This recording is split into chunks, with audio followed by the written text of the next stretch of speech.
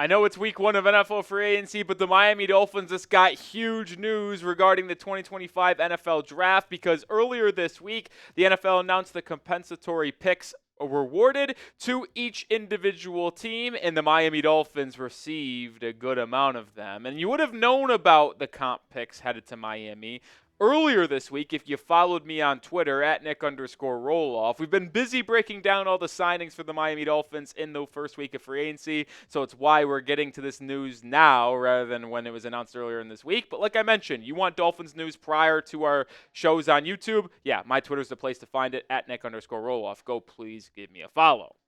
All right, the Dolphins received 3 comp picks, one in the 3rd round, the 4th round, and the 7th round. I can tell you exactly how Miami got these 3 picks. This one was because Robert Hunt signing that 5-year, $100 million deal with the Panthers last year in free agency. The 4th rounder is because Christian Wilkins, who left on a major contract to the Las Vegas Raiders, 4 years, $112 million. And the Dolphins should have actually received a 3rd round pick for the Wilkins loss, but because he played less than 20% of the snaps this past year due to him injuring his foot, the formula that the NFL uses to reward these picks, well, did not eventually rise to the 3rd round requirements. And then the 7th round pick that Miami received was because DeShon Elliott left the Dolphins and played extremely well for the Pittsburgh Steelers last season. And you might have thought, if you were on Twitter, that the Dolphins got 4 comp picks, including another 7th rounder, which would have made the Dolphins have 4 7th-round picks in total. But on Friday afternoon, Tom Pelissero announced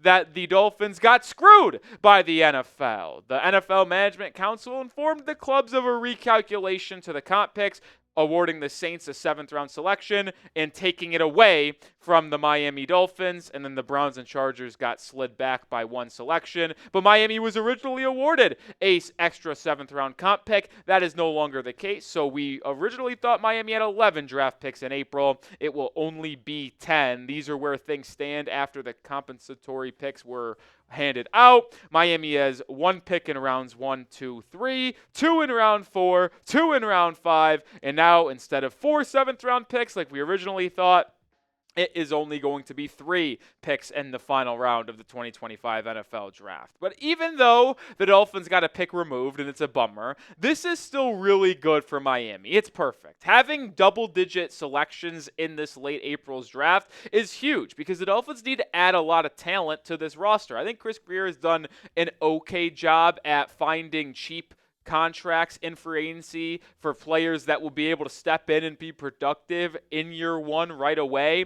But they still need to add a lot more. There still is a lot of holes on the defensive line, at corner, at safety, on the offensive line. And you being able to have as many picks as you do will allow you to throw more darts at the dartboard in the NFL draft, but it will also allow you to potentially use some of those day 3 picks, as you do have 7 of them, 3 in the 7th round, 2 in the 4th, 2 in the 5th, to potentially go out and trade for veterans that are on the market.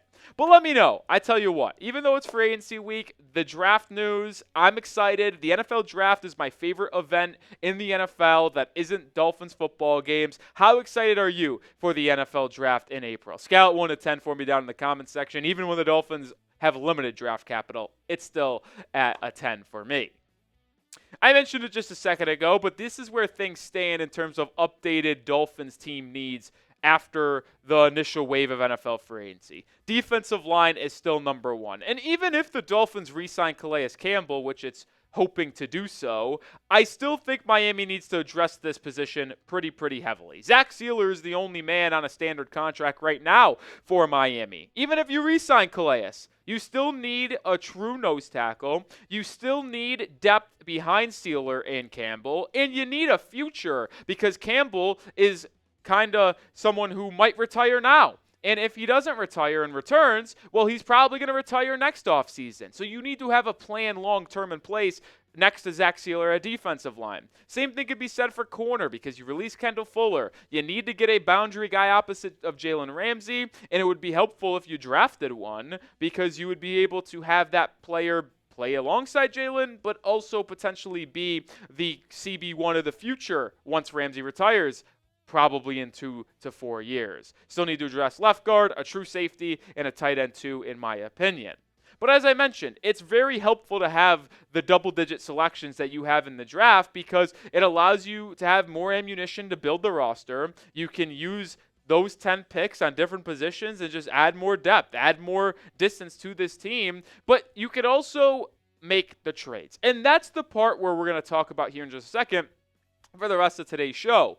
With those 7 day 3 picks, 4 of them in the first 2 rounds, 3 of them in the last round, could you use those selections to either trade up in the draft or just trade for veterans on the market right now to fill some of these holes on the roster if those players are on the market with cheap contracts? But before we get into 3 players specifically, I do want to tell you about our sponsor on today's show, and that is Mando, the whole body deodorant that I use every single day to make sure I am not the smelliest person in the room. And the time for spring cleaning has come. And to be honest, I'm kind of excited for this year. Mando's whole body deodorant gives me confidence when I leave the house. It's safe to use anywhere on your body. It was created by a doctor who saw firsthand how normal BO was being misdiagnosed and mistreated. It's clinically proven to block odor all day and control odor for up to 72 hours. Mando Starter Pack is perfect for new customers. It comes with a solid stick deodorant, cream tube deodorant, 2 free products of your choice like mini body wash and deodorant wipes, plus free shipping. I have a product in studio with me today, the same one that I always have because I never go anywhere without it. That would be the deodorant wipes. I take it on trips. I take it just going out and running errands because if I ever feel like I need to kind of get a nice little freshen up, yeah, the deodorant wipes are the perfect product for you. Perfect for me, and you can get it right now in that starter pack. And as a special offer for listeners, new customers get $5 off a starter pack with our exclusive code CHAT. That equates to over 40% off your starter pack when you use code CHAT at shopmando.com. shopmando.com. Please support our show and tell them we sent you. Smell fresher, stay drier, and boost your confidence from head to toe with Mando.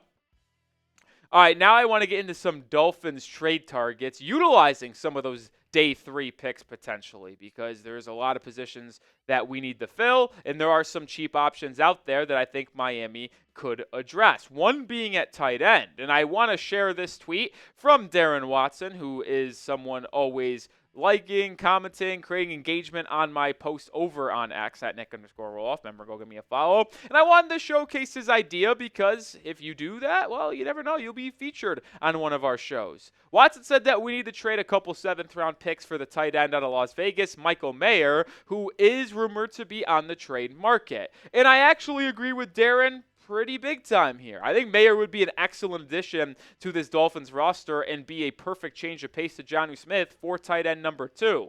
Mayer was a top 100 pick out of Notre Dame and had a solid rookie season for the Raiders. Nothing crazy, just solid. And then the Raiders obviously drafted Brock Bowers in the top 15 of 2024's draft. Mayer also missed 6 games due to personal reasons. Not an injury, but personal reasons. Returned to the team after missing some time in the middle of the year. And obviously was not as productive, but he was relegated to tight end 2 and missed some time. But I think Miami would be very lucky to have Michael Mayer as their tight end 2. Jonnu Smith set records last season. Franchise record in single-season receptions and receiving yards for a tight end. I think he is a perfect fit for this Dolphins offense in Mike McDaniel's scheme. But Mayer would be someone that complements him very well. Why? Mayer is big, he is physical, and he is willing to block, which is necessary in a Mike McDaniel offense. You look at Mayer's blocking grades in his first 2 seasons. Rookie year, not so great, but I don't think you should expect a tight end to come in as a rookie and be a dominant blocker in any type of scheme. But in 2024, in those limited 11 games, he improved quite a bit. Pass blocking grade of 67.1, run blocking of 65.0. This is someone who could be on inline tight end for Miami, be used in the play action game. You could even use him maybe even a little bit of fullback action if Alec Ingold got hurt or just didn't cut it out and you wanted to move off of Alec Ingold. I think Mayer is very versatile. And after the Dolphins added Champ Kelly, the former Raiders assistant GM, to their front office, someone who was heavily involved in the selection of Mayer and has a good relationship with Mayer from his time in Las Vegas, yeah, I think it kind of is a connect the dots moment where Miami could ultimately trade for the former Notre Dame tight end. And make sure you are subscribed to the channel because we put out Dolphins videos every single day. Doesn't matter if it's May, June, July, when it's dead time, or if it's in free agency. We will have you covered with Dolphins videos every day. Join the channel right now.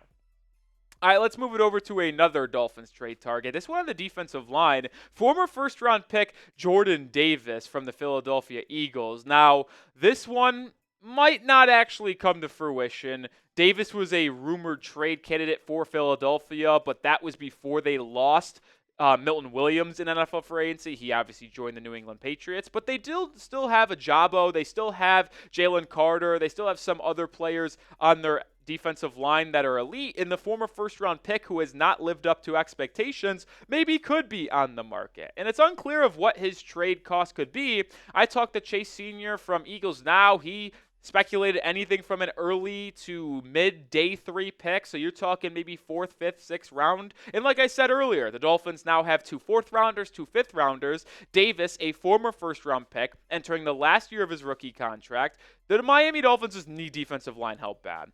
And I don't mind buying low on a former first-round pick who's huge, has good speed, just was never able to put it together in Philadelphia. Maybe a change of scenery, a change of pace, a different scheme on defense would ultimately allow him to take that step that was expected of him as a former first-round pick. So if the cost for Jordan Davis was only a 5th-rounder, I would absolutely be willing to spend one of the 2 Miami has in that trade, especially since Miami only has 1 player under contract on the defensive line right now, and that being Zach Sealer.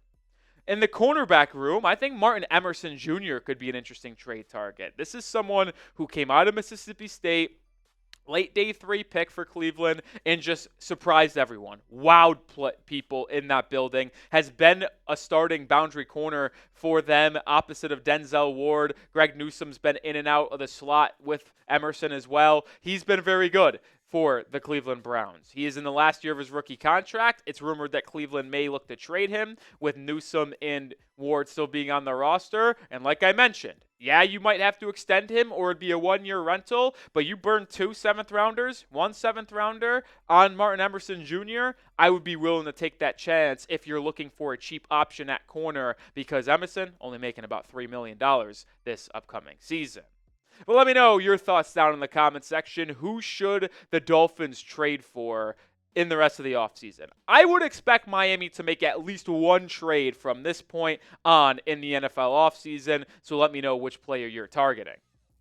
And I do expect Chris Grier to be active. I kind of just alluded to it. I would think Miami gets something done. When you have as many draft picks as the Dolphins do, it is very rare that a team has double-digit draft picks and makes all of those selections. Because when you have that many picks, it allows you to be aggressive, moving up in the NFL draft, moving back in the NFL draft, trading those picks for veteran players on cheap contracts that are on the market. Chris Grier has been someone willing to make deals in the past. I expect him to be active and trade some of those 10 picks that Miami currently has before the late April draft. And when those trades happen, we will have you covered with videos. So join the channel. And if you have not subscribed yet and you're still watching today's video, you clearly like what we're doing, at least in sub capacity. So hit that sub button.